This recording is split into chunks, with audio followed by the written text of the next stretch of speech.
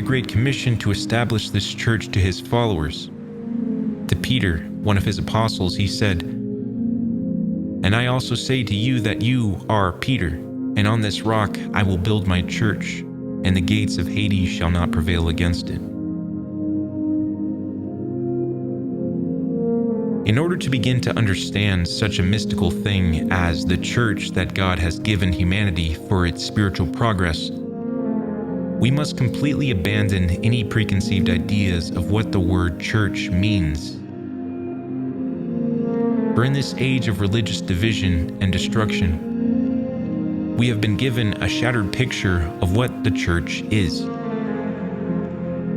The original and historic Church of Christ, as founded by him through his apostles, is not an earthly institution. It is the body of people who confess and worship the truth of God. This church, as understood since its beginning, has two inseparable parts: the church in this world and the church in the other world. There is no division between its earthly and heavenly realms. It is from this connection with the heavenly church that is comprised of the great saints of old that the earthly church receives grace. The church in this world is the assembly of believers who co-struggle and co-suffer on the path towards God. The otherworldly church is the assembly of saints in heaven who ran the race and finished their course and attained to the cause. Both exist and work together, making an overlapping of this world and the other world.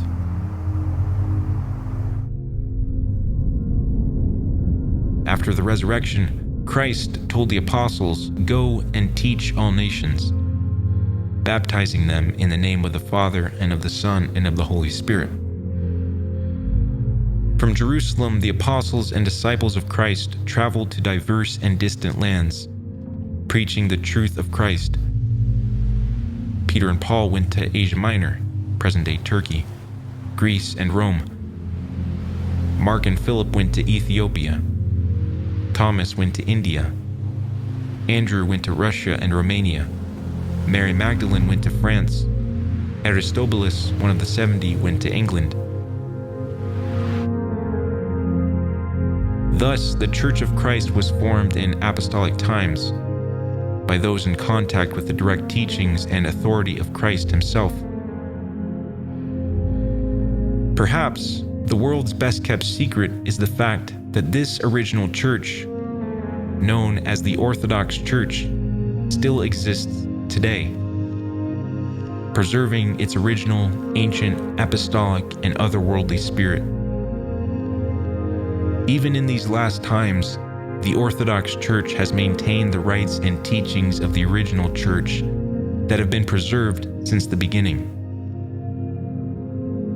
The reason why the Orthodox Church of Christ has survived nearly 2,000 years until this day and will continue until the end of time is that the truth of God is beyond space and time. The purpose of the church is to unite the individual soul with God in a bond that passes through bodily death and continues eternally.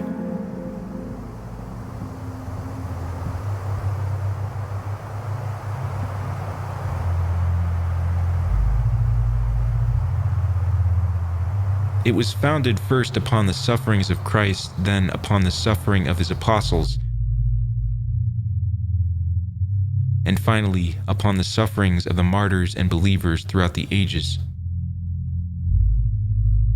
We were given the great and otherworldly ideal of Orthodox Christianity as the link between God and man in belief and faith. Contrary to modern belief, the purpose of the church is not to judge or to impose rules. As St. John Chrysostom said, the church is a hospital, not a courtroom for souls. The church and her teachings are designed for healing the broken, restoring the lost, and inspiring the believers. It is the way to restore one's right relationship with God, and is the most direct way to attaining communion with Him. Its power and effectiveness is proven in that it has endured centuries of persecution and adversity, and has never been destroyed or conquered. Through history, against seemingly impossible odds, the Church has been preserved by the uncompromising, unconquerable believers who have never wavered in living and even dying for her eternal cause, for the cause of furthering God's message of eternal